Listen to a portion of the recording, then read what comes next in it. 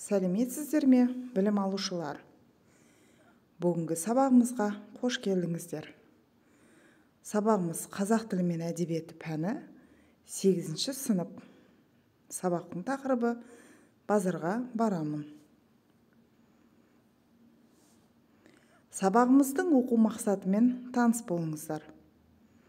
Кесте, диаграмма, нұсқаулық, шартты белгілер мен сызбаларда берілген ақпаратты талдау, баға беру. Прозалық және поэзиялық шығармалардың композициялық құрылымын анықтау, кейіпкердің іс-әрекетіне немесе лирикалық кейіпкердің образына баға беру.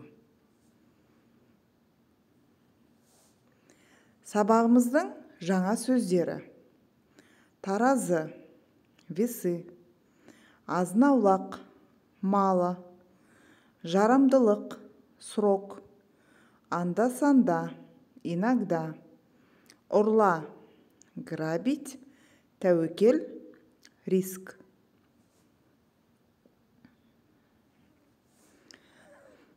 Екінші тапсырма: мақал мәтелдердің мағынасын түсіндір.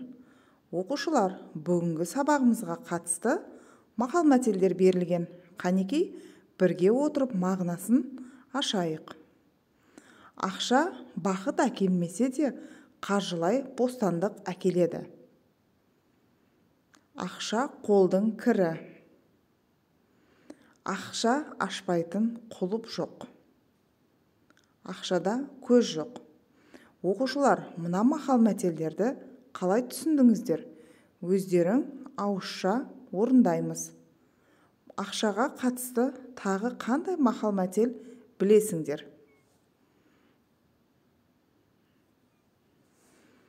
Үшінші тапсырма: мәтінді рөлге бөліп оқимыз. Базарға барамын. Бүгін жексенбі еді. Әлішер үйге көкөніс, жеміс-жидектер алу үшін базарды аралап жүр. Базардың іші ығы-жығы халық. Сөрелерде жемістерден ал-қызыл алма, сап-сары алмұрт, шабдалы, өрік, қара өрік, жидектерден құлпынай, таңқурай, шие, қызыл шие, қарақат үйіліп жатыр. Енді сөрелерде көкөністен картоп, көкбұршақ, бұрыш, сәбіз, пияз, сарымсақ жатыр. Базардың іші мен сыртында қауын қарбыз, асқабақтан аяқ алып жүре алмайсың. Әлішер, сәлеметсіз бе? Көкөніс, жеміс-жидек сатасыз ба? Бірінші сатушы: сатамын, келіңіз алыңыз. Әлішер: картоптың, пияздың, сәбіздің бағасы қанша? Бірінші сатушы: картоп 80 теңге, сәбіз 70 теңге, пияз 80 теңге. Әлішер: қымбат екен, арзандау бермейсіз бе? Бірінші сатушы: көбірек алсаңыз бағасын түсіремін. Екінші сатушы: азамат, менікін алыңыз, мен арзандау берейін, неше килограмм аласыз? Әлішер: сіздікі өте ұсақ екен, ірілеуі жоқ па? Екінші сатушы: жоқ, бары осы. Әлішер: сіздікі ше?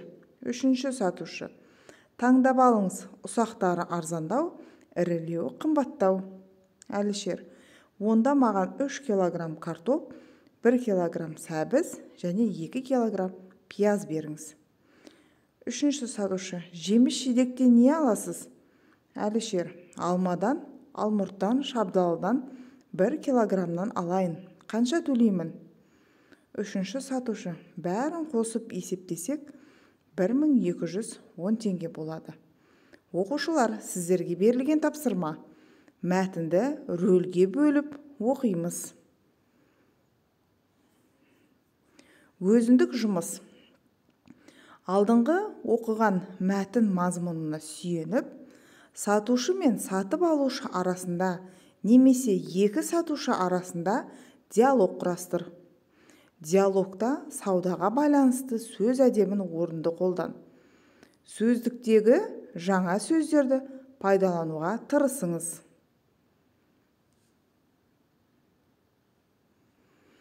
Төртінші тапсырма. Берілген сөйлемдерді сұраулы сөйлемдерге айналдыр.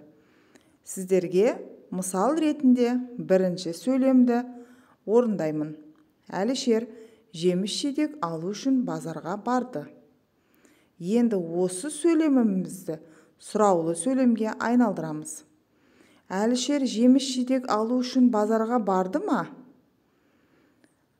Ары қарай қалған сөйлемдерді өздеріңіз дәптерлеріңізге орындайсыздар. Оқушылар, бүгінгі сабағымыз осыменен аяқталды. Назарларыңызға рахмет. Қош сау болыңыздар.